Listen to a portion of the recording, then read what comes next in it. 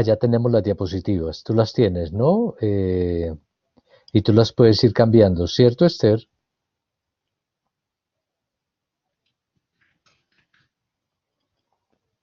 Hola, ¿me escuchas? Ok. Bien, vamos a empezar con nuestra última diapositiva.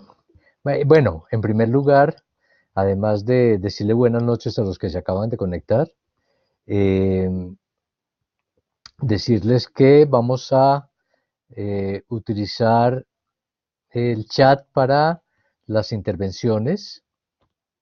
Eh, Gilma Liliana y Esther, que son las otras dos docentes del curso de no violencia, estarán pendientes de sus intervenciones en el chat y haremos pequeñas, haré algunas interrupciones para que ellas respondan a las preguntas que ustedes tienen o me las comunique a mí. ¿Estamos?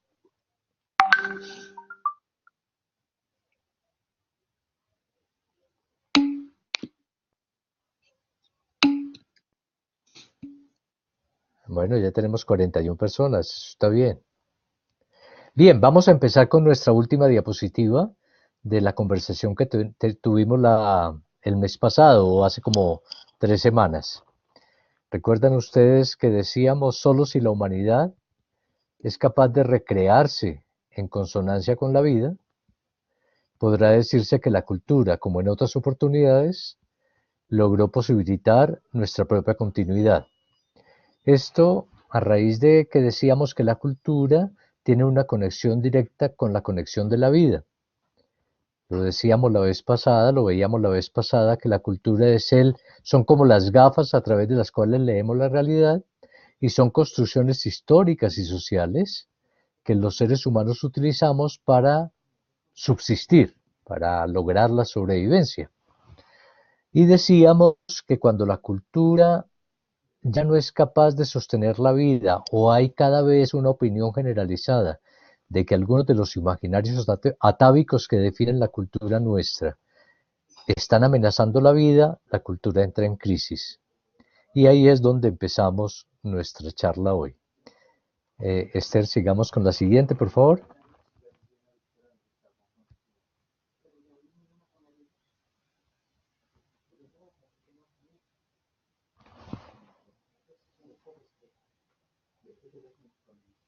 Esther, la siguiente diapositiva, por favor.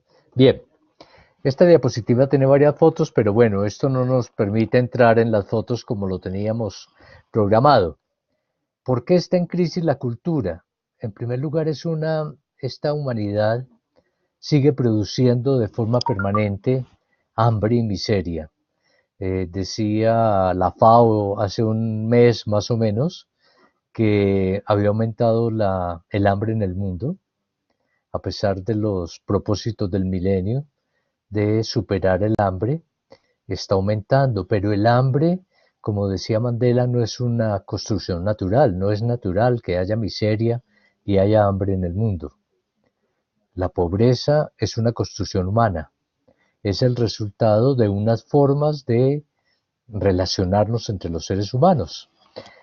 Un ejemplo muy claro es lo que pasó en el Cuerno de África, que hace muchos años está la gente con una hambruna muy fuerte.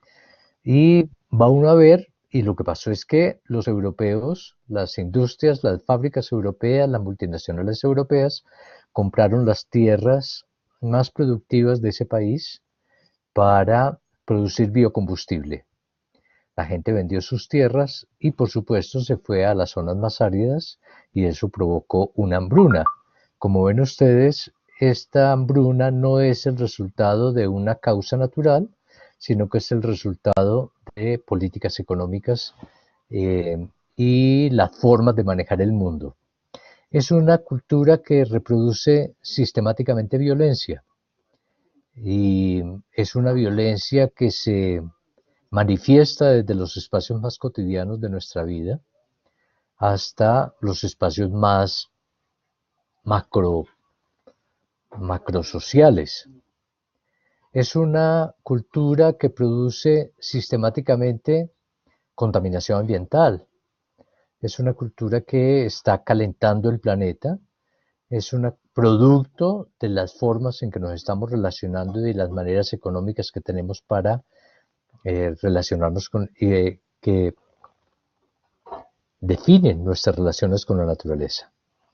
Es una cultura que pone contra la pared a los más frágiles. Esta es una foto de Sudáfrica durante el apartheid y eh, es una cultura que pone a los más frágiles a pagar las consecuencias de sus propios errores.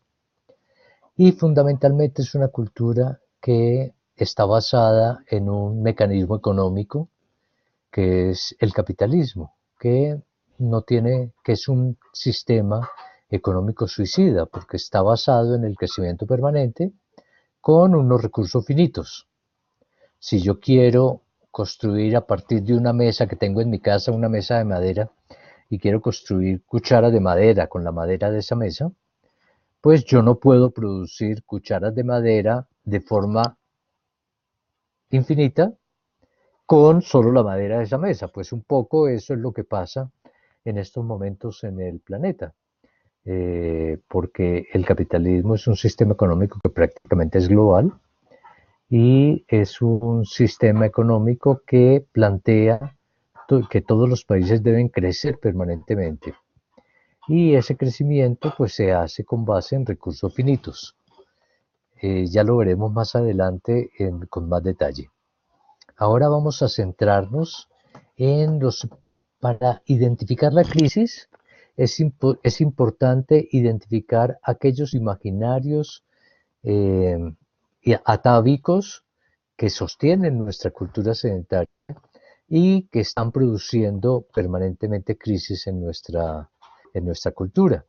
Entonces vamos a pasar a la siguiente diapositiva y vamos a ir mirando poco a poco como cuáles son las características que tiene esta cultura y cuáles son los imaginarios atávicos de esta cultura que están poniendo en crisis, nos está poniendo en crisis la vida y que está planteando una crisis de civilización.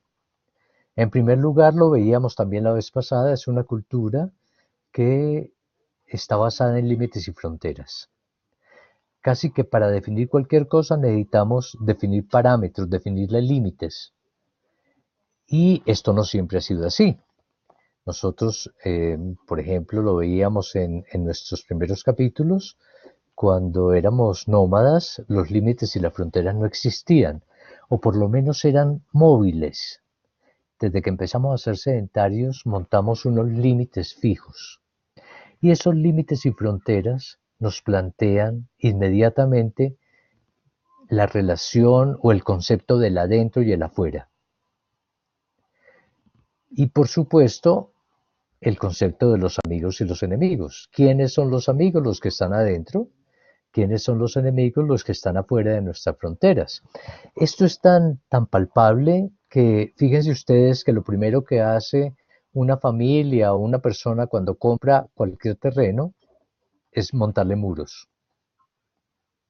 Estos límites y fronteras no solamente son físicos, son límites y fronteras que tenemos en nuestra mente y que, por ejemplo, utilizamos para definir lo masculino y lo femenino. Tenemos un límite, establecemos un límite que no se puede franquear entre lo masculino y lo femenino. ¿Y cómo se define lo masculino? Por ausencia absoluta de lo femenino. ¿Y cómo se define lo femenino? Por ausencia absoluta de lo masculino. Y este concepto de los límites y fronteras o esta percepción del mundo a través de límites y fronteras que nos plantean el adentro y el afuera y que nos plantean el dualismo amigo-enemigo es la base de la construcción de la ética del bien y del mal. Es tal vez el dualismo más difícil de erradicar y el que más daño hace en nuestra cultura hegemónica. Todas las guerras están sustentadas desde esta ética. Todas las guerras son de buenos contra malos. Así son la mayoría de las películas, la mayoría de las novelas, la mayoría de las historias. Casi que todos los cuentos infantiles tienen un bueno y un malo. ¿Y qué tiene que hacer el bien? Acabar con el mal. Porque desde pequeños nos enseñan que con el mal no se negocia, que al mal hay que destruirlo. Y por lo tanto, fíjense que lo mismo nos sucede con todo tipo de dualismo. El adentro y el afuera, los amigos y los enemigos, los buenos y los malos. Los de adentro, que somos los amigos, montamos guerras contra los de afuera, que son enemigos, para imponerles nuestra propia forma de pensar. Entonces, esta ética del bien y del mal es la que está sustentando en general todas nuestras guerras. Fíjense que una de las dificultades que tenemos más grandes en nuestro país para superar esta guerra de tantos años es precisamente esta ética del bien y del mal. Nos han enseñado quiénes son los buenos, nos han enseñado quiénes son los malos y la gente tiene interiorizado que con el mal no se negocia, que al mal hay que destruirlo y por lo tanto plantean como solución con aquellos que consideramos nuestros enemigos una guerra permanente hasta que los destruyamos o los sometamos. En la ética del bien y del mal, en los dualismos no se percibe posible la negociación, se percibe solo posible la dominación o la eliminación del contrario. Bien, yo no sé si en estos momentos hay preguntas y quisiera interrumpir un momento para que, eh, para que Gilma Liliana y Esther nos pudiesen decir si hay algunas preguntas sobre lo que hasta ahora llevamos.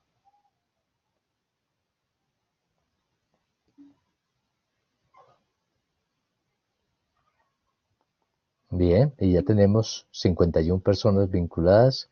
Qué bueno, bienvenidos y bienvenidas a las personas que llegaron hace poco. Bien, a partir de la ética, este es un mundo, otro de los imaginarios atávicos de esta cultura sedentaria, es una idea muy difundida y que difundimos incluso desde que nos difunden y nos enseñan desde que estamos pequeños. El mundo es de los fuertes.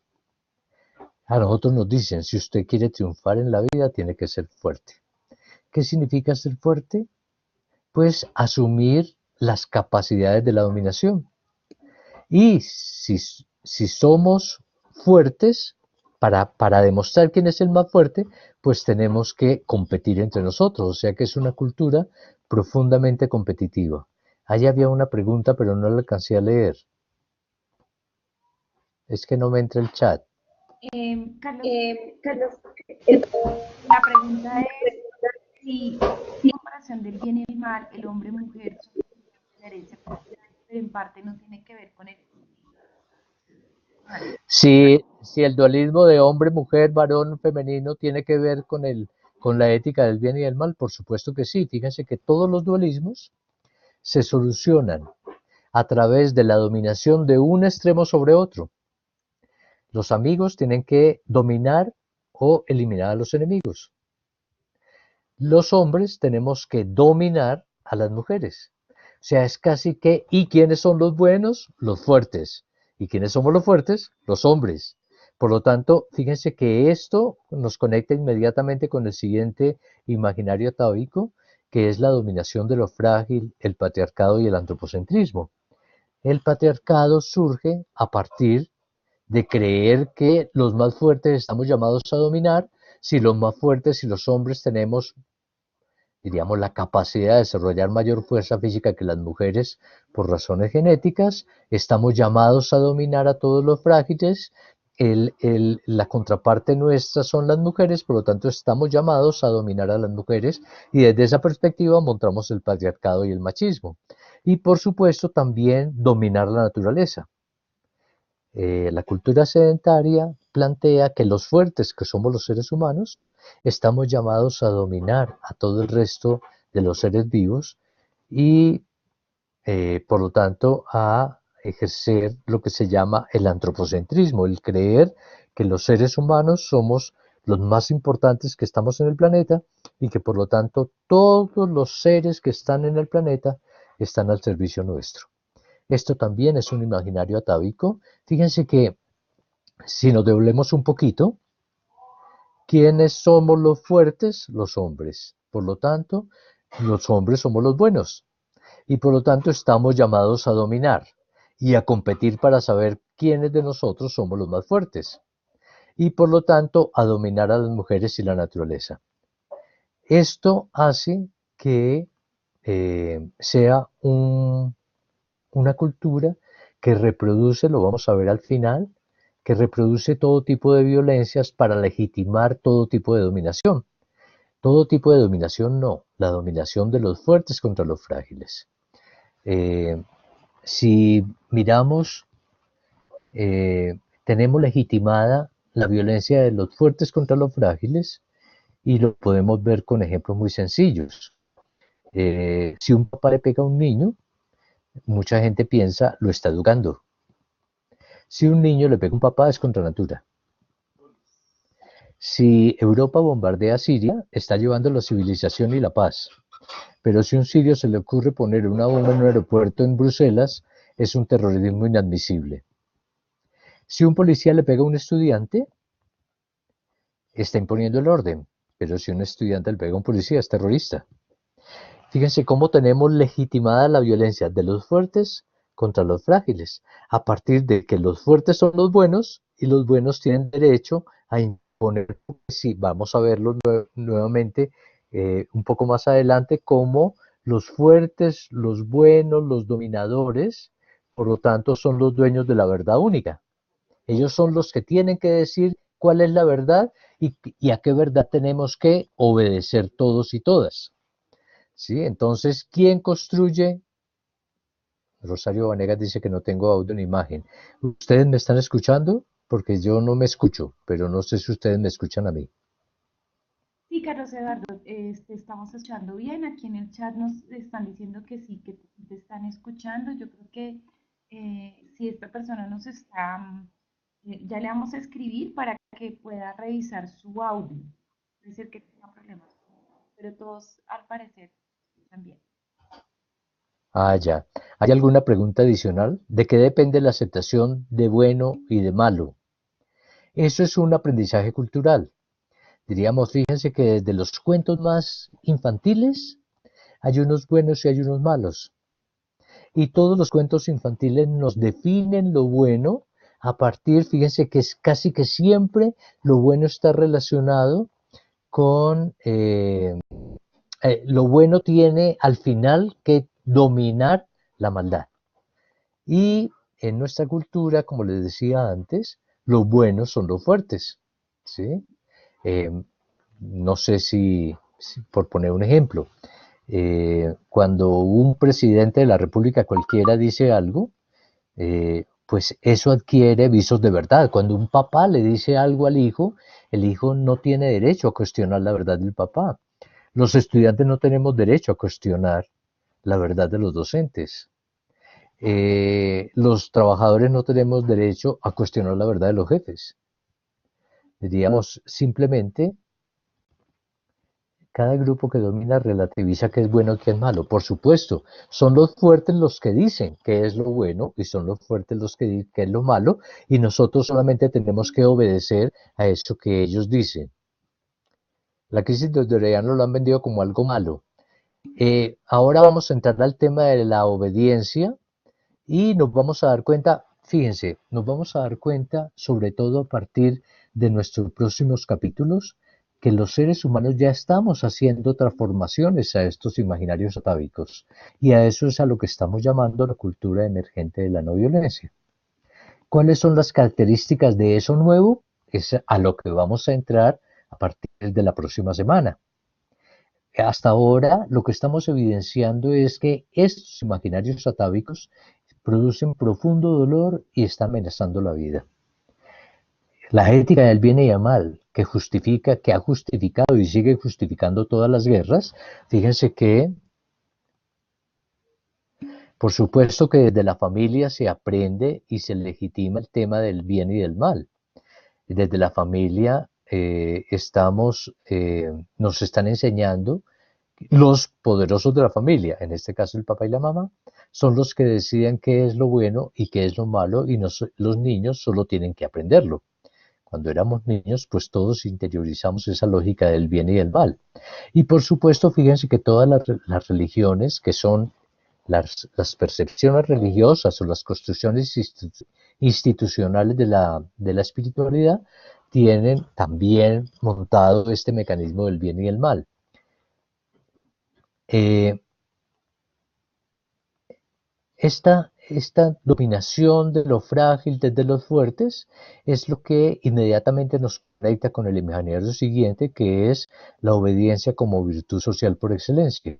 Ese es otro imaginario atávico. Creemos, y hay muchísimos mitos alrededor. No alcanzó a leer todo, se me borran pero bueno, luego mis compañeras me ayudan a recoger un poquito porque yo no puedo ver el chat y solo me entra cuando escriben ustedes, pero se desaparece y no alcanzo a leer. Voy a seguir con el siguiente imaginario atávico, que es la obediencia como virtud social por excelencia. Fíjense que a nuestros niños solo les enseñamos a obedecer. Es más, les decimos desde pequeños, y a nosotros también nos dijeron, que la desobediencia es castigada. Si un niño está en su casa y se sale sin permiso y llega con su orilla rota porque se cayó o porque le pasó algo, ¿qué es lo primero que dice la mamá? Si ve, por desobediente. Y fíjense que inmediatamente hay una relación. ¿Quién lo castigó? Inmediatamente pensamos Dios. O sea, fíjense que la primera percepción que tenemos de Dios como niños es un Dios vigilante que castiga sobre todo la desobediencia. La, y por lo tanto, estamos llenos de mitos de la importancia de obedecer. ¿Y obedecer a quiénes? A los fuertes. ¿Por qué? Los fuertes son los buenos. ¿Sí? Fíjense que. ¿Y por qué los fuertes son los que dominan? Los frágiles son llamados a dominar. Por lo tanto, los papás a los niños, los profesores a los estudiantes, los gerentes a los trabajadores, etc. Quisiera interrumpir porque hay varias preguntas. ¿Alguien me quiere socializar alguna de ellas para ver si... Sí, Carlos, bueno, están en el chat hablando un poco sobre la institucionalidad de la familia y ver cómo empiezan a haber algunas tensiones entre lo que es la institucionalidad de la familia, digamos, digamos, esta reflexión que hacemos sobre la obediencia, por un lado, pero por otro lado, si lo aplicamos en la familia, cómo esto puede generar tensiones en otras instituciones como la escuela y la sociedad, y cómo de todas formas la familia cumple un rol fundamental en esa construcción de imaginarios, pero que son imaginarios que igual se escalan a otras instituciones. Entonces, también pregunta especialmente Grey Smith, dice, bueno, pero si no logramos este tipo de hábitos, digamos, de disciplina, que también está asociado al tema de la disciplina con la obediencia, pues también la preocupación por unos niños permisivos y una, digamos, y una adolescencia problemática, por decirlo de alguna manera, y cómo, digamos, este tema de cómo hilamos un poco esto de la no violencia en estos imaginarios atávicos en la familia frente pues a la necesidad también de formación de sus niños. Entonces ahí hay unas cosas que ellos están preguntando, están hablando de los diferentes tipos de clases de familia y digamos que, por ejemplo, pensarse también como un tema de obediencia constructiva. Sí, sí, digamos que la obediencia es importante, pero no la sumisión, es lo que están diciendo acá Dilsa, Janet. Entonces ellos también tienen en el chat como esta reflexión acerca de la institución de la familia.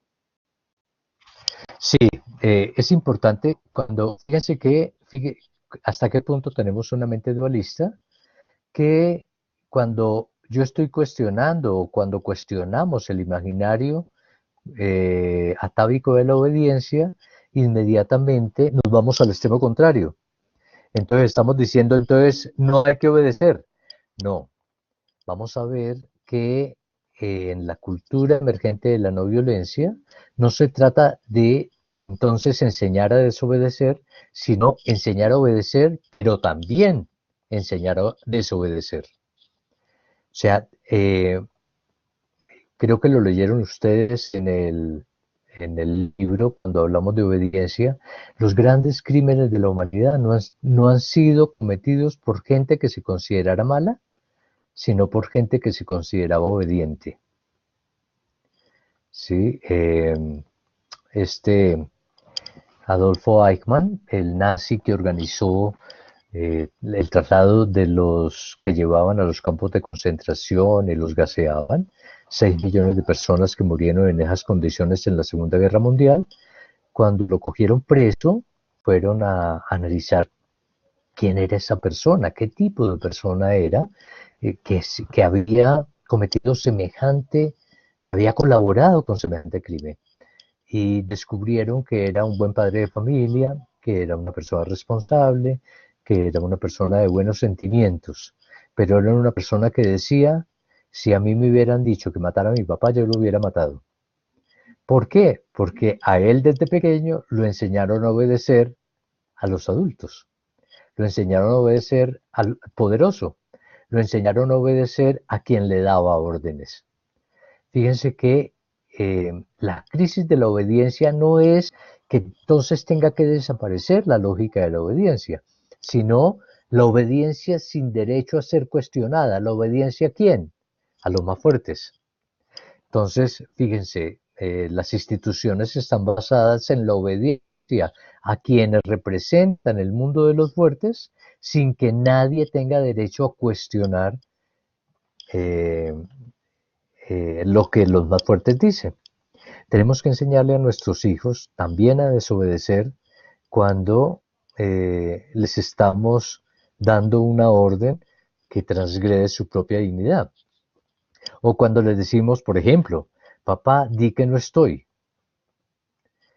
Entonces, el niño debería podernos decir, no, papá, no puedo decir que tú no estás porque tú sí estás y yo no debo decir mentiras. Digamos, dice Leonor, la milicia, todo tipo de milicia, de todo tipo de condición, de derecha, de izquierda, arriba y de abajo, está basada en la obediencia como virtud social por excelencia. Ningún soldado tiene derecho a cuestionar las órdenes que se le dan. Y, aunque no sea milicia el hogar, ningún niño pareciera tener derecho a cuestionar las órdenes que le dan sus papás. Y por supuesto en el colegio, en la universidad y en las instituciones pasa lo mismo. Esta obediencia yo les aconsejo, si tienen posibilidad, de ver una película que se llama El lector. Es una película muy interesante porque plantea un poco este tema de la obediencia. Bueno, es una historia de un muchacho que conoce a una mujer, se enamora de ella y con el tiempo la encuentra y la están juzgando por crímenes de lesa humanidad. Eh, y cuando le preguntan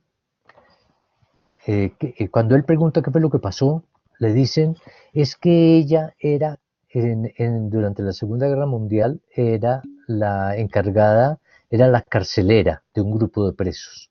Y los presos estaban en una iglesia. Y la iglesia se incendió. Y ella no quiso abrir la puerta. Entonces la estaban condenando por crímenes de lesa humanidad. Y cuando le preguntaban a ella por qué no abría la puerta, ella respondió, porque si abro la puerta se me escapa. Y la orden que me habían dado era que yo no podía dejar escapar a nadie.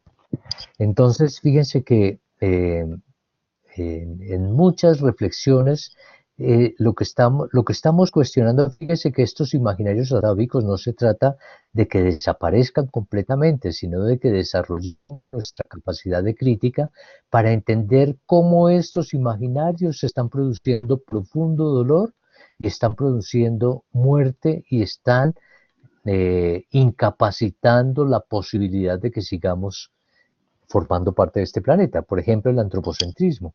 Creernos dueños de la naturaleza nos ha llevado a destruir la naturaleza. Y ese antropocentrismo, ese imaginario atávico de dominación de lo frágil, de dominación de la naturaleza, pues está llevando a la crisis medioambiental que estamos viviendo en estos momentos y que creo que pues Trump con muy pocas personas junto con Trump dudan de esta profunda realidad de la destrucción de la naturaleza y de la casa común. Carlos, Si construimos, preguntan si la desobediencia se puede analizar como una forma de evolución. pues, cambiar los imaginarios atávicos es una forma de evolucionar la cultura. Indudablemente, en el siguiente capítulo del libro vamos a mirar el tema de la desobediencia civil que nos planteó Henri David Thoreau. Eh, el tema de la desobediencia está planteándose desde hace muy poco tiempo realmente, porque cuestionar la obediencia, tenemos mucho miedo cuestionar la obediencia por las razones que ustedes mismos aducen. Y entonces, ¿qué hacemos? Pues si los niños no obedecen, no. Los niños tienen que aprender a obedecer, pero los niños tienen que aprender a obedecer y los padres tenemos que empezar a que los niños obedezcan con razones, o sea, que entiendan las razones que se les da y por lo tanto obedezcan con razones, aprender a obedecer, pero no lo que hasta ahora hemos enseñado que es la obediencia ciega a los más fuertes. Carlos, yo quería ahí intervenir un poco porque este también es uno de mis temas que me apasionan, como sabes, que lo he estudiado. Y es que es importante, chicos, que entiendan que la desobediencia también empieza a surgir muy ligado a la reflexión sobre la justicia, porque lo que nos permite romper esos imaginarios, esos paradigmas que tenemos, es justamente esa reflexión que debemos hacer en torno a la justicia. Y la desobediencia nace en torno a una posición ética frente a lo que es justo o injusto y empiezan a considerarse como una posición importante de ética moral, pero también de ética política, en la que cada uno de nosotros tenemos una incidencia en lo que sucede en el mundo. Entonces, cuidar el medio ambiente, ¿sí? Todo este tema ahora de la justicia ambiental, todo el tema de lo que nos corresponde como ciudadanos, que también es resistir a esas formas que generan mayor injusticia, pero la desobediencia nace muy de la mano con una reflexión en torno al tema de la justicia. Sí, muy cierto. Nadie está obligado a obedecer en contra de su conciencia. Lo vamos a ver en nuestro próximo capítulo cuando entremos a mirar las razones de Henri David Thoreau para plantear la desobediencia civil.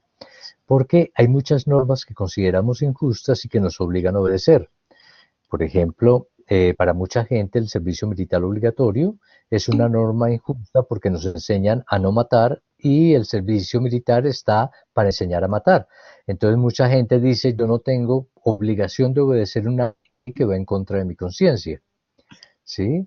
Entonces, fíjense que no es que tenga que desaparecer el imaginario atávico de la obediencia, sino que haya una regulación de la obediencia y, por supuesto, también introducir en la cultura la enseñanza de la desobediencia, con razones también. O sea, obedecer y desobedecer siempre debe estar guiado por razones y no simplemente por el tema de los que deciden de los que deciden qué es lo que tenemos que hacer, que normalmente son los más poderosos.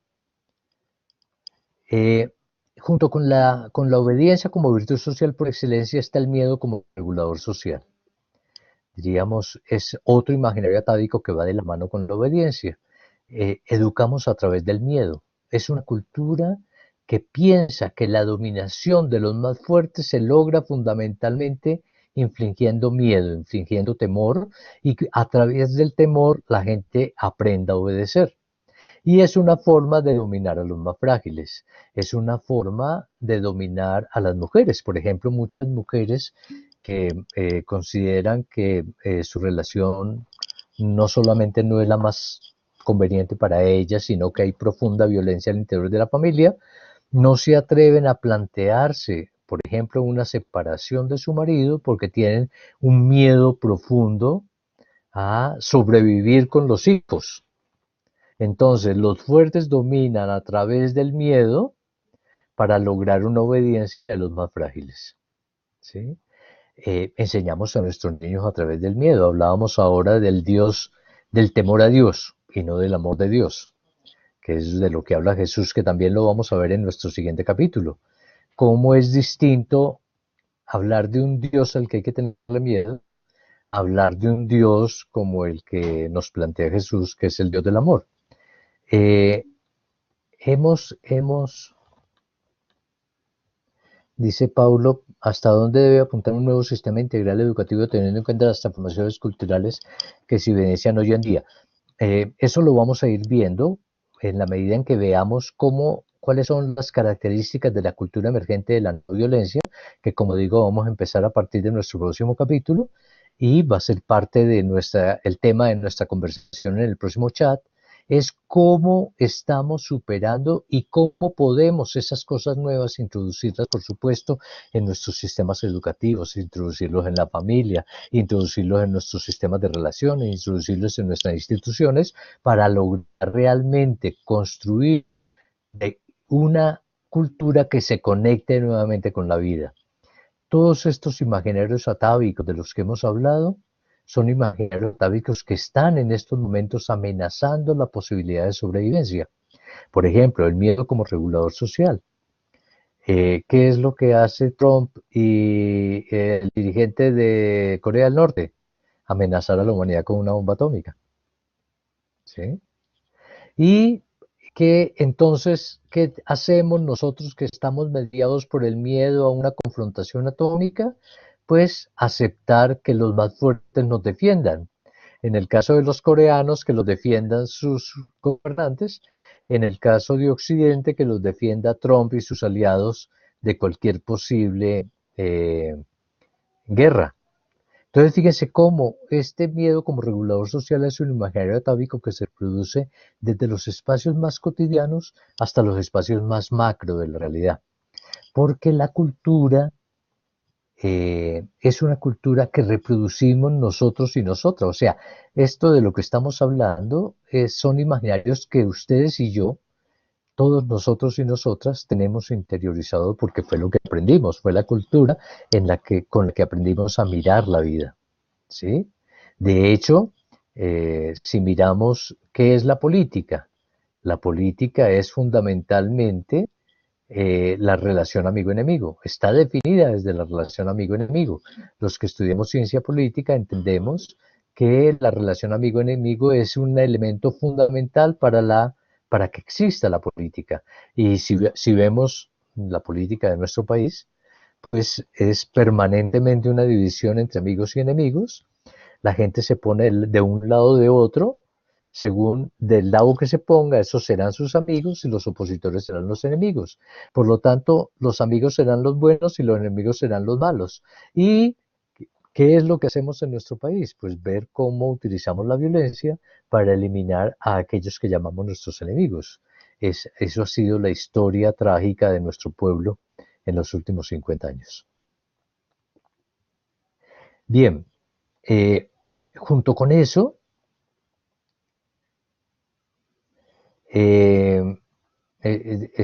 alguien dice, Jimena dice, ya no evalúan procesos, sino depende del calibre del arma del estudiante. Sí, muchas veces sí, porque fíjense que como el mundo es de los fuertes, si queremos triunfar, tenemos que ser fuertes.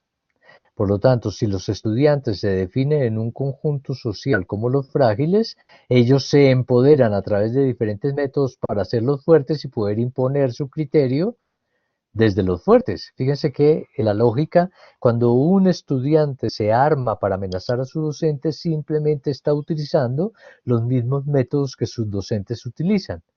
¿Sí? El docente, cuando me digo método, no me estoy refiriendo al arma, sino a la dominación. ¿Sí? Este mundo, fíjense que hemos creído que cambiar el mundo es empoderar a los más frágiles para que se vuelvan los más fuertes y entonces dominen. Y no hemos logrado cambiar el mundo. Solo hemos reproducido el mismo mundo, pero con distintos sujetos. A veces lo que nos planteamos de cambio es cambiar el sujeto de la fuerza y creemos que con eso cambiamos el mundo. Es un poco, con eso recojo un poco lo que decíamos en el primer capítulo, es el tema del cuenco de la cultura. Cambiando el líquido, no cambia la forma que el líquido adquiere al meterse dentro de determinado cuenco. Lo que hay que transformar es el cuenco, o sea, lo que hay que transformar son los imaginarios atávicos, algunos de esos imaginarios atávicos y sobre todo aquellas condiciones de esos imaginarios atávicos que reproducen la muerte, que reproducen la injusticia, que reproducen el dolor, ¿sí? La dominación de los hombres sobre las mujeres ha producido profundo dolor desde que se instauró este patriarcado en los cuerpos de las mujeres, ¿sí? Entonces, por supuesto, esta instauración del mundo de los fuertes ha producido profundo dolor en nuestros niños y en nuestras niñas. Pensemos cada uno de nosotros y nosotras que ya contamos varios años, cuántos de nosotros y nosotras fuimos castigados con violencia cuando éramos niños y niñas. Y pensemos qué sentimos cuando nos castigaron con violencia. Normalmente lo primero que uno siente es rabia y tristeza. Sí, no transformación. Llevamos, llevamos 3.800 años desde que apareció el Código de Hammurabi que planteaba la justicia del castigo.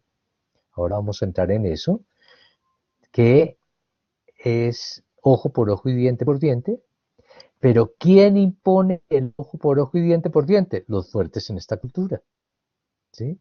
Porque son los llamados a dominar a los frágiles y los fuertes, por definición, están identificados con los buenos, ¿sí? Fíjense que todo esto, ¿quiénes son los que imponen miedo y a quién hay que obedecer?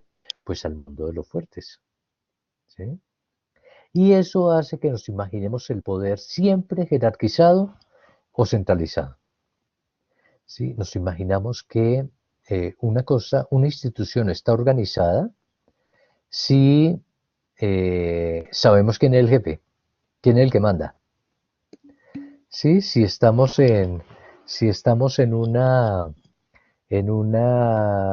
llegamos a una institución y preguntamos aquí quién manda y dicen no, aquí mandamos todos, inmediatamente pensamos que eso es un desorden y un caos. Porque nos imaginamos que el ordenado tiene que estar jerarquizado, ¿sí? ¿Y quiénes tienen derecho a jerarquizar y a tener el poder en sus manos? Pues otra vez, los más fuertes, los que pueden imponer obediencia. Normalmente la gente no vota al elegir una junta directiva o al elegir un alcalde.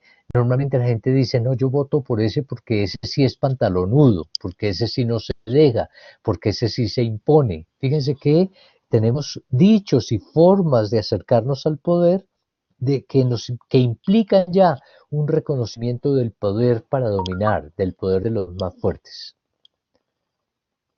Entonces, esta jerarquización y centralización del poder es otro imaginario atávico de la cultura. ¿Por qué está en crisis? Porque tampoco hemos logrado construir mejores mundos, porque esa jerarquización del poder es la que ha llevado a la corrupción en la que nos encontramos, porque eh, en este mundo no es lo mismo si se muere uno de los que llamamos los fuertes y si se muere uno de los que llamamos los frágiles.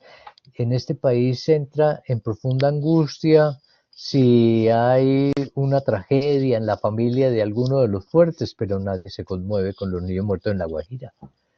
Porque es que esos nos cuentan, a los frágiles se cuentan por pucho los muertos. Y eso responde también un poco a esa concepción del poder que siempre nos imaginamos que el poder está arriba. Uno pregunta, ¿quién tiene el poder en la casa? Y la gente responde muy fácil, el papá y la mamá.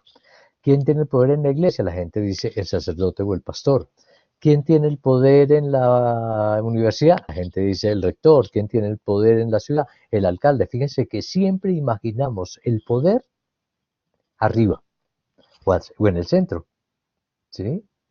Entonces, como nos imaginamos que los poderosos son los que están arriba y en el centro, y ellos son los buenos, pues no tenemos leyes para, fíjense lo que nos encontramos en este momento en el país, no hay quien juzgue a los corruptos, porque no está pensada la norma para juzgar a los poderosos, sino que las normas están pensadas para juzgar a los frágiles. ¿Por qué? Porque ¿quiénes hacen las normas? Pues los poderosos, ¿sí? Y esto nos lleva inmediatamente al tema de la justicia del castigo. Dice María Angélica, el poder se puede presentar desde lo sugestivo y estampa y daño, en trampa y hace mucho daño, más en ocasiones no eres consciente de la situación. Sí, eh, es cierto esto de que no somos conscientes, por eso nuestro curso, esto de los imaginarios atávicos y la crisis de civilización, fundamentalmente lo que pretende es que estos aprendizajes, que como digo, lo tenemos todos y todas, si nos manejan de forma inconsciente, o sea, no somos conscientes de ellos, pues simplemente cuando reproducimos, cuando construimos el mundo que nos toca, lo construimos con estos imaginarios. Si mañana dijéramos, vamos a levantar la mano los hombres y mujeres en el planeta que queremos un mundo mejor, es posible que el 99.999% de la humanidad levante la mano al mismo tiempo. La pregunta entonces es, si tantas personas estamos de acuerdo, ¿por qué nos sigue saliendo igual o peor? Y la respuesta es, porque queremos un mundo mejor. Pero cuando vamos a construir el mundo que nos toca construir, lo construimos igualito al que no nos gusta. ¿Por qué? No es un problema de bondad o maldad, es un problema de cultura, porque así nos enseñaron a construirlo. ¿Me explico? Entonces, fíjense que eso nos conecta inmediatamente con la justicia y el castigo. Sí, tiene razón José Miller con eso de la continuidad de esos discursos históricos. Carlos, dice Entonces, Carolina ¿qué? que la corrupción pone en cuestionamiento estos imaginarios atávicos y ella piensa que la jerarquización es necesaria para mantener el orden. Claro, eso es cuando fíjense que otra vez la mirada dualista, como la mirada dualista nos atraviesa, cuando yo estoy cuestionando la jerarquización, piensan que es que yo estoy hablando de que hay que acabar con la dimensión vertical de la autoridad. No, lo que hay es que acabar con que la única forma de jerarquizar sea poniendo arriba a los más fuertes, ¿sí? Porque indudablemente podemos jerarquizar de otras formas. Vamos a también entrar, lo que pasa es que ese intento de ir encontrando respuestas que no las hay del todo, pero ir encontrando y construyendo respuestas lo vamos a ver en nuestro siguiente. A eso nos vamos a dedicar de aquí al final del curso. A ver cómo nos estamos jugando de esto. Cuando decimos que la jerarquización del poder nos ha llevado a obedecer a las guerras, por ejemplo, ¿sí? No significa que la solución es desjerarquizar, significa que la solución puede estar también en potenciar las dimensiones horizontales del poder. ¿Para qué? Para que las dimensiones horizontales del poder cuestionen y regulen las dimensiones verticales del poder. Si lo ponemos en el hogar lo entendemos muy fácil. ¿Cómo entender que no se trata de que el papá y la mamá pierdan autoridad ante sus hijos, pero que no sea una autoridad por el hecho de ser papá y mamá, sino que sea una autoridad que se ganan a través de las razones que construyen y el amor profundo que guía las relaciones entre los papás y los hijos, y no solamente el miedo, la obediencia y por lo tanto el uso de la violencia.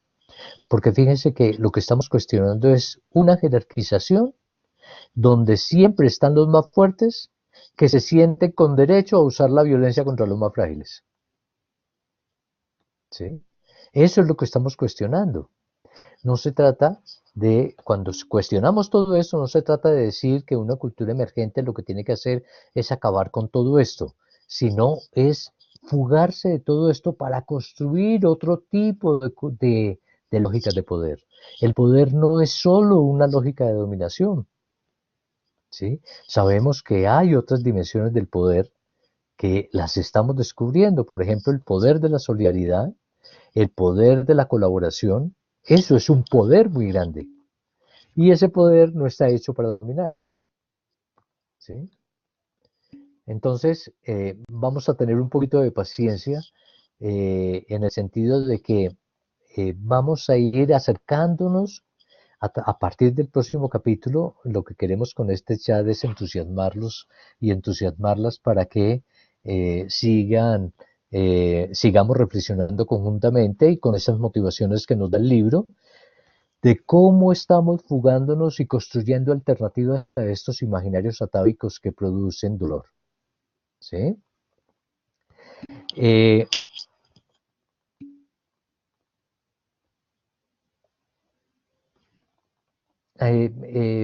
llama la atención, dice María Angélica, asocia el chivo expiatorio en varias direcciones. Por ejemplo, en el sistema de justicia, ¿quiénes están judicializados?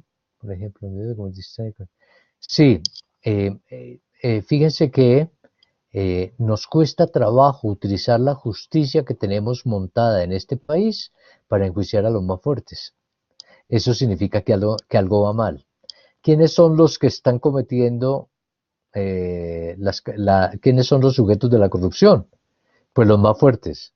Sin embargo, fíjense que en las paradojas, ¿no?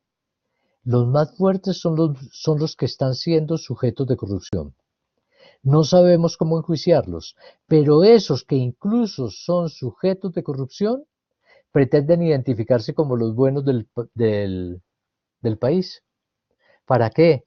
Para ver si logrando que la gente identifique los más fuertes con los más buenos, logran disimular sus profundas acciones de corrupción. ¿Sí? No quiero poner ejemplos, pero yo creo que todos tenemos historias. Cuando digo estas palabras, todos estamos acordándonos de historias particulares.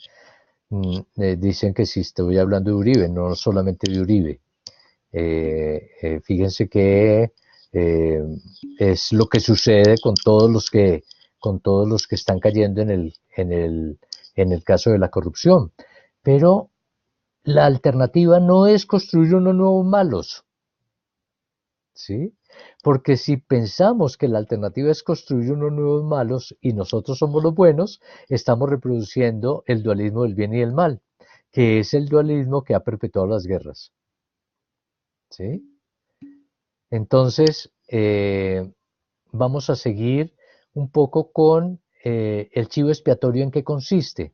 Lo veíamos en el libro, es identificar a alguien a quien echarle toda el agua sucia para los demás quedar como buenos.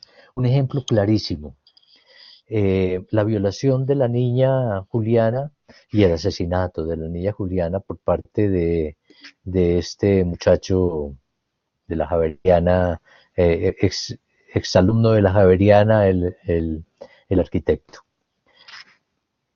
Creer que la violación de los niños y las niñas es un problema de unos violadores que hay que ubicar y no problema de un mundo sexista y de dominación que justifica y legitima la dominación de lo femenino, la dominación de los cuerpos de las mujeres, la dominación de los cuerpos de los niños. Fíjense que la dominación de los cuerpos de los niños está en esta lógica de que el mundo es de los fuertes y por lo tanto los fuertes están llamados a dominar a los frágiles. ¿Qué es lo que produce violadores? Pues enseñar a nuestros niños varoncitos a creer que son más varones y penetran más vaginas. O sea, enseñarle a nuestros niños que ser más machos, que tienen que ser muy machos, y que ser machos es dominar y penetrar, pues estamos educando potenciales violadores. Los violadores no son enfermos, los violadores son hijos legítimos de esta cultura que identifica que los más fuertes tienen derecho a dominar a los más frágiles. ¿Sí? Los hombres tienen derecho a poseer el cuerpo de las mujeres y por lo tanto si tienen derecho a poseer el cuerpo de las mujeres también tienen derecho a poseer el cuerpo de los niños y las niñas. Esta cultura produce esa violencia. Cuando nosotros identificamos a un violador y pensamos que es el más malo de los malos, estamos evitando cuestionar profundamente una cultura que produce ese tipo de comportamientos. ¿Sí? Entonces, por supuesto que hay violadores que son enfermos, pero la mayoría de los violadores no son enfermos, son machos. ¿Sí? Y fueron educados desde su casa como machos. Inmediatamente podríamos seguir con, es una cultura que cree que todos debemos pensar igual, sentir igual, querer igual. Es una cultura planteada desde el unanimismo. Fíjense que los estados están pensados así. ¿Qué es un estado? Un solo escudo, una sola bandera, una sola constitución, ojalá una sola religión y ojalá una sola lengua. Y si no una sola religión, sí una religión dominante y una lengua dominante. ¿Sí? O sea, es un mundo que desconoce profundamente la diversidad. Es una cultura, desde pequeños nos enseñan a que les tengamos miedo, temor, desconfianza a todos los que no son como nosotros. Desde pequeños nos dicen, mi hijo no se meta en líos, mi hijo no se meta con ese que parece raro, mi hijo no se meta cuida con los amigos, ¿sí? Que los amigos ojalá sean de la misma condición social, del mismo colegio, porque ¿qué son los colegios? Los colegios son, normalmente, tienen un sedazo donde solo pasan los que son iguales, los que tienen la misma capacidad económica, los que tienen una misma condición social, los que normalmente tienen unas creencias religiosas parecidas, ¿sí?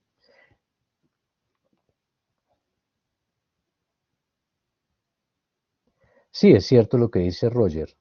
Bienvenido, Roger. Eh, este tema del unanimismo, eh, enseñamos a nuestros niños, este tema del unanimismo es el que reproduce toda la, toda la violencia contra lo distinto. Violencia por etnia, ¿sí?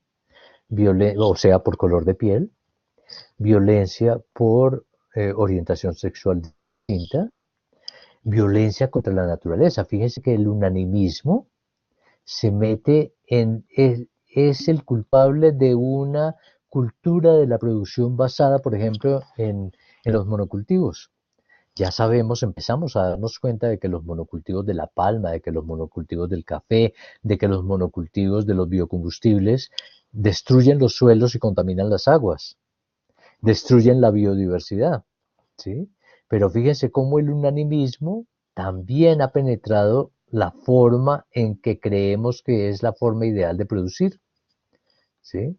¿Por qué? Porque desde pequeños nos enseñan a, mm, a violentar o a despreciar o a discriminar a aquellos que no son iguales a nosotros. Entonces, en este país se considera que quien no piensa igual, pues que uno, pues es del bando contrario, de los enemigos. Inmediatamente los que son distintos son identificados como los malos, los enemigos, los de afuera, los que se consideran afuera de la condición en la que nos encontramos. Y por último, por supuesto que volvemos al mismo amigo enemigo, Carolina. O sea, es que todos estos imaginarios se retroalimentan unos con otros, ¿sí? ¿Quién decide cuál es la verdad en una sociedad? Los fuertes. ¿Por qué? Porque son los buenos.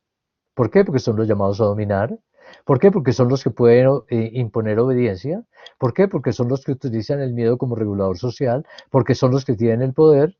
Porque son los que definen quién y de qué forma hacer la justicia. ¿Sí? Pero cuando digo los poderosos no me estoy refiriendo solamente a los poderosos económicamente o a los poderosos militarmente o a los poderosos socialmente, me estoy refiriendo a todo tipo de poder, porque concebimos dentro de esta cultura que el poder es para dominar. Y cuando me refiero a los poderosos me estoy refiriendo a lo mejor al caso eh, de un vigilante a la entrada de nuestra universidad, que utiliza su podercito. ¿Para qué? Para dominar. ¿A quiénes? A los más frágiles. Los vigilantes nuestros no dejan entrar a un estudiante que no lleve carnet, así tenga el examen y le ruegue y le suplique. No, yo estoy obedeciendo órdenes. Ahora, si llega el rector sin carnet, sí lo deja entrar. ¿Sí? Entonces, fíjense que este tema, esta reflexión la hago para que nos demos cuenta de que nosotros y nosotras, todos sin excepción, estamos, eh, estamos permeados por esta cultura. Bien, hago una pequeña introducción a ver si mis compañeras quieren intervenir en algo.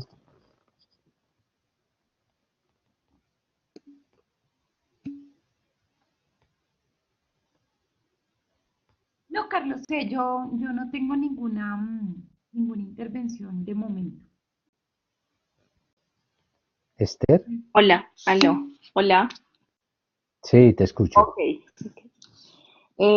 No, pues yo quiero retomar algo clave, Carlos, y también se vio mucho en el foro de los estudiantes, eh, y es pensarnos que digamos, el problema no es solo la crisis de los imaginarios, sino también el resultado de cómo estos empiezan a desconectar de su significado fundamental, que es conservar la vida, ¿sí? Claro, Todos claro. han hablado cuáles son, si los mantenemos, si no los mantenemos, entonces, más bien creo que el punto central de la discusión es cuáles de ellos nos permiten tener una conexión real con la vida, el respeto por la diferencia, la construcción de acuerdos en medio de esas diferencias, entonces, creo que ahí hay un punto central en toda la discusión. Sí, estoy de acuerdo completamente con Esther. La pregunta es, si la pregunta es, ¿qué tendríamos que cambiar? Tendríamos que cambiar aquello que amenaza la vida. Tendríamos que cambiar aquello que produce dolor y sufrimiento. ¿Sí? Esa es la pregunta que tenemos que hacernos hoy. Porque no se trata de decir que la crisis, hay mucha gente que dice que la crisis no existe, pero cada vez la evidencia es más fuerte. Cada vez los hombres y las mujeres del mundo que estamos viviendo, que nos tocó vivir esta historia particular de la humanidad, cada vez tenemos más interiorizado y más aferrada nuestras creencias la idea de que como vamos mal, de que tenemos que corregir rumbo. Si la pregunta es, ¿qué tenemos que cambiar? La respuesta es aquello que amenace la vida, aquello que produzca dolor, ¿sí? Y estamos cuestionando, fíjense que estamos cuestionando estos imaginarios a partir de, como decía Esther, a partir de su conexión con la vida. Si los imaginarios atávicos de la cultura ya no sostienen la vida, sino que la amenaza, hay que cambiarlo. O por lo menos aquellos elementos que nos llevan a posiciones destructivas.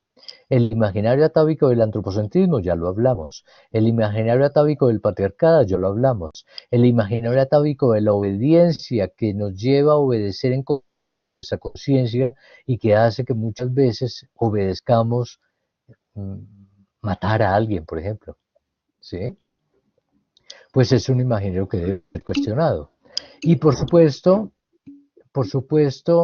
entramos a la columna vertebral de esta cultura, que es la legitimación de las violencias como método. Eh, si le preguntamos a la gente si rechazan la violencia, la gente dice que sí.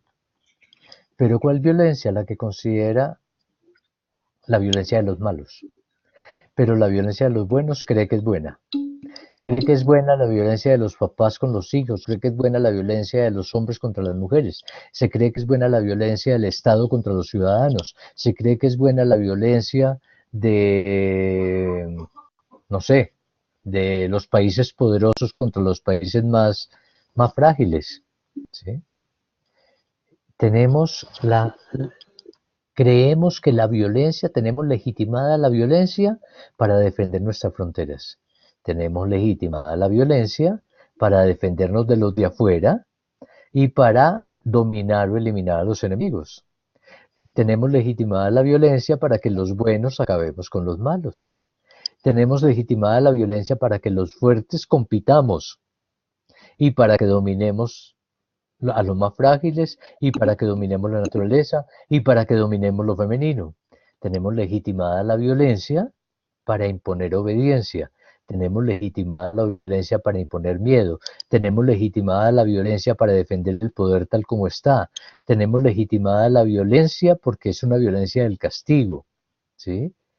Es una violencia que cree, es una justicia que cree que haciendo sufrir la gente se transforma. O sea, es una justicia que utiliza la violencia como método y tenemos legitimada la violencia para defender nuestras verdades. ¿sí? Entonces no es tan cierto cuando decimos que no estamos de acuerdo con la violencia. Estamos de acuerdo con la violencia porque así lo hemos aprendido. Cuando un papá le dice a un hijo, papito, a mí me duele más, pero es por su bien. ¿Qué está aprendiendo ese niño? Que la violencia es buena porque la utiliza su papá. Y luego ese niño más tarde dirá, gracias a que mi papá me pegó, yo salí derechito. ¿Sí? Fíjense cómo está esta legitimación de las violencias está reproducida incluso a partir de dichos populares. ¿Sí? Árbol que crece torcido, nunca su rama endereza, dice la gente. Por lo tanto, se legitima la violencia para enderezar, entre comillas, a aquel que creemos que va torcido. ¿Cuándo creemos que va torcido? Cuando no se comporta como nosotros, como creemos que debe comportarse, porque nosotros cuando somos los fuertes somos los que definimos qué es lo que está bueno. Entonces, si un niño empieza a manifestar o un adolescente tiene manifestaciones de una orientación sexual distinta que no responde a la verdad única de que todos tenemos que ser heterosexuales, pues hay derecho a utilizar la violencia para ver cómo lo obligamos a que deje esas tendencias, entre comillas, ¿no? Entonces, esta legitimación de las violencias, pues nos ha llevado a que hagamos guerras para defender fronteras, guerras para acabar con los enemigos, guerras para acabar con los malos, guerras para competir y dominar, guerras para dominar lo más frágil. O sea, fíjense cómo la violencia atraviesa cada uno de estos imaginarios atávicos como método. Y ese es el imaginario atávico que de alguna forma está legitimado en nuestra sociedad. Carlos, yo te quería Entonces, decir para sí, retomar, digamos, un poco de la conversación en el chat también paralela, y es recordar también el tema de la cotidianidad y la violencia, ¿no? Porque, digamos, en los comentarios se dice, claro, el Estado, digamos, siempre tenemos un otro, un culpable, ¿no? En este caso, a veces decimos, el Estado es el culpable de las diferencias, de la injusticia, de la desigualdad, de la inequidad.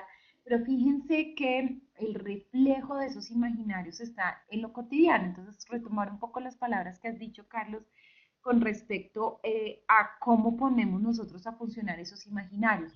Cuando nosotros también de una u otra forma legitimamos ciertas cosas. Entonces, cuando vemos que alguien, por ejemplo, o simplemente vemos, no sé, en nuestra cotidianidad que de pronto alguien puede hacer algo malo y no lo denunciamos porque es nuestro jefe y nos da miedo, y vemos que pues es que eso siempre ha funcionado así, él siempre ha estado de jefe tantos años y bueno, y digamos que cuando nosotros también permitimos de una u otra forma la injusticia, nos hacemos responsables también de ello, ¿no? Porque allí está también el funcionamiento de esos imaginarios. Cuando permitimos, por ejemplo, eh, chistes racistas, de una u otra forma estamos legitimando el racismo.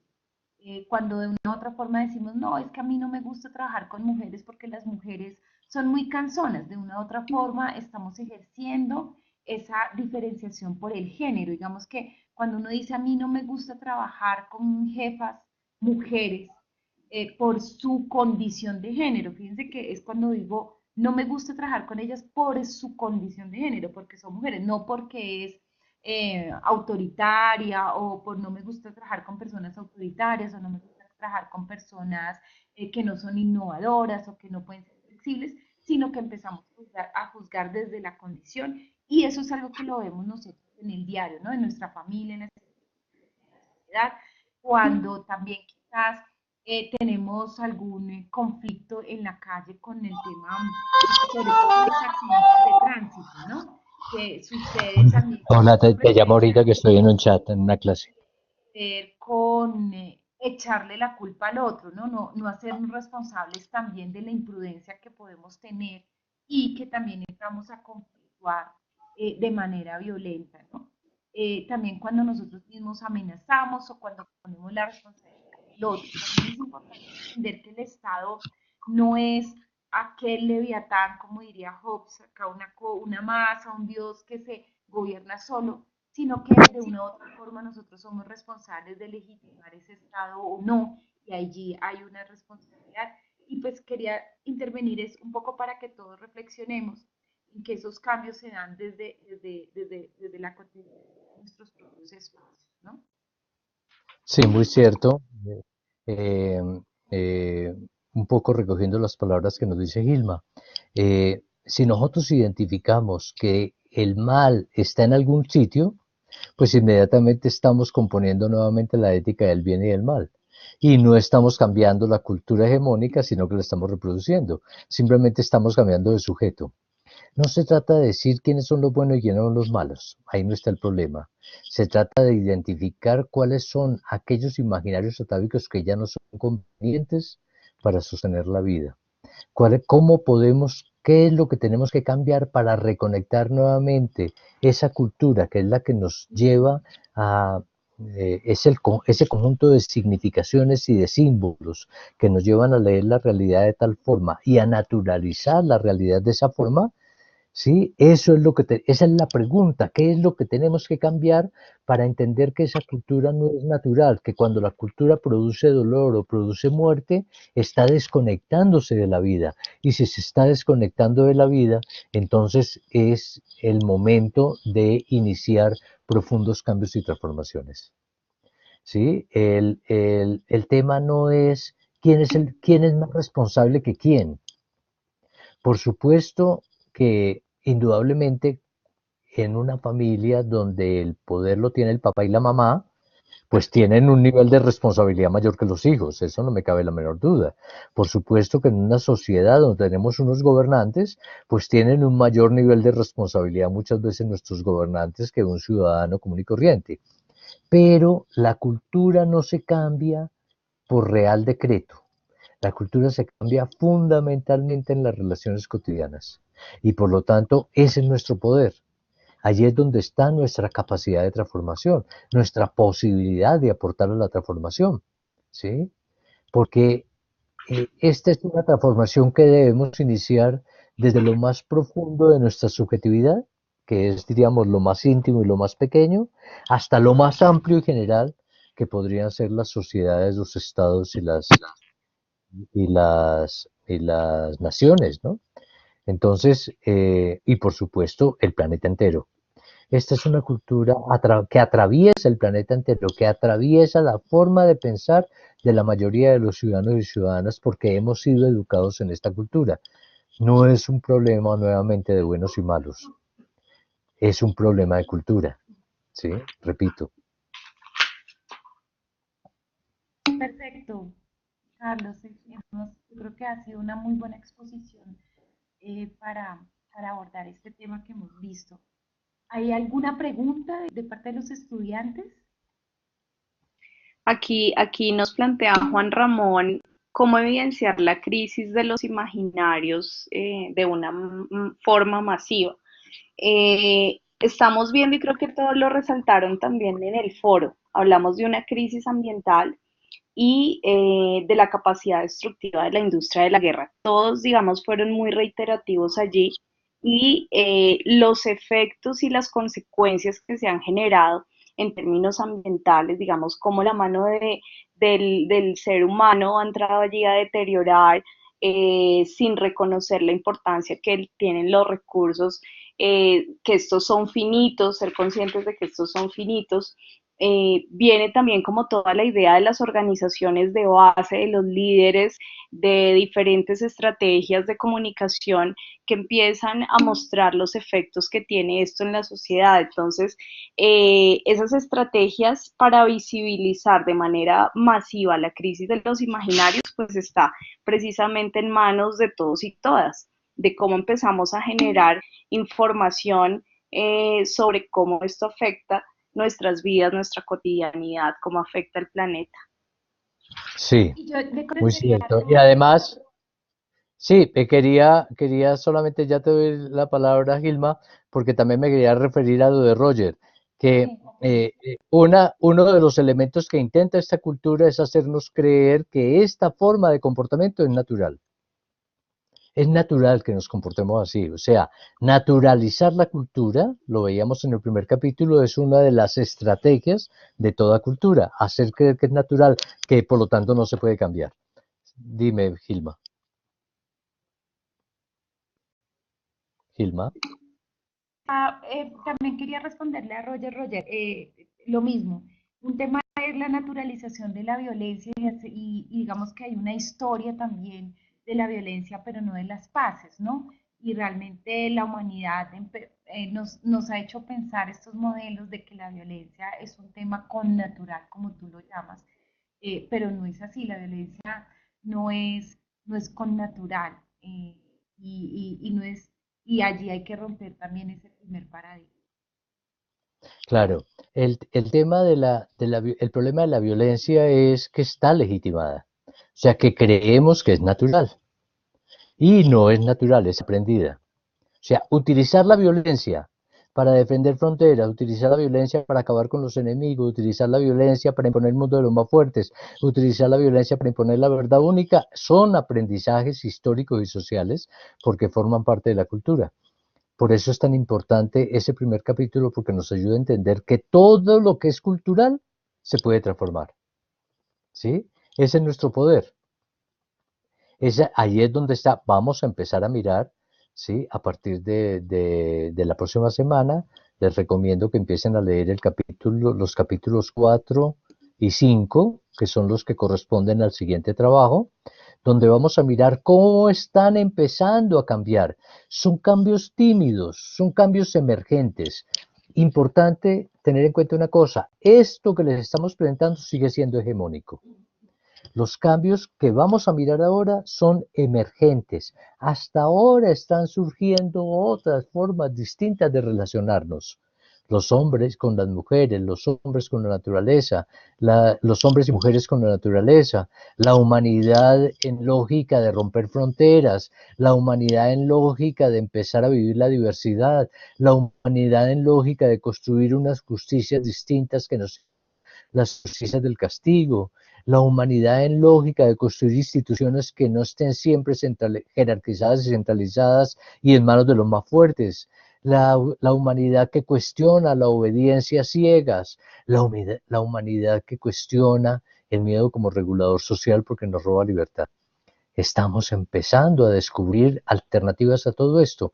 Vamos a dedicarnos sistemáticamente a partir de los capítulos 4 y 5 en la semana siguiente. Luego viene el capítulo 6 y luego viene el capítulo 7 con diferentes ejemplos de cómo estamos en la humanidad transformando y construyendo esto masivamente, porque no son pequeños cambios de personas individualmente consideradas que también son importantes, sino que también hay procesos generalizados de transformación y que son muy importantes tenerlos en cuenta, porque si nosotros aprendemos a evidenciar y a visualizar los cambios que se están gestando, aunque sean pequeños, nos podemos comprometer con potenciarlos para que sea posible, como decía García Márquez, que los pueblos condenados a 100 años de soledad tengan una nueva oportunidad sobre la tierra, para que esta humanidad que pareciera condenada a la extinción tenga una nueva oportunidad sobre la tierra. No es cuestión de buena voluntad, es cuestión de necesidad. Necesitamos cambiar, ¿sí? Y no por miedo, necesitamos cambiar por amor a nuestros hijos, por amor a las personas que vengan después, por amor a las personas que sufren, porque aprendemos a condolernos y a sentir como propio el dolor de las otras personas y a ver cómo logramos una sociedad donde el dolor no sea la lógica de todo tipo de relación, sino que sea la vida y el amor el más profundo por la vida, la lógica de las relaciones y la lógica de los cambios necesarios. Bien, pues no sé para cuándo está nuestro siguiente chat, pero en la guía de actividades ustedes lo encuentran. Muchas gracias por su participación. Estamos terminando con 29 personas, pero llegamos a tener casi 50 o más de 50 personas en el chat. Muchas gracias por acompañarnos, muchas gracias por sus aportes en todos los trabajos que están haciendo y y ojalá sigan trabajando cada vez con mayor entusiasmo en esta maestría que esperamos que nos ayude a todos y a todas a construir un mundo mejor que el que necesitamos. Muchísimas gracias también a todos los estudiantes por su participación y Carlos, gracias a ti por Bueno, muchas gracias. Esta semana creo que van a encontrar en sus correos las distribuciones de los grupos para los diferentes trabajos colaborativos. Entonces, para que estén pendientes de eso y las sugerencias que tengan de cambios, también estaremos muy pendientes para que se lleven a cabo de manera oportuna. Muchísimas gracias. Muchas gracias, Juan Ramón. Por supuesto, cuando quiera me puedes contactar. Y bueno, todos y todas. Muchas gracias, Gilma. Muchas gracias, Esther, por sus aportes y por esta compañía. Y pues bueno, por su trabajo también importante como, eh, como docentes de esta materia de no violencia y transformaciones culturales. Un abrazo para todos y todas y buenas noches.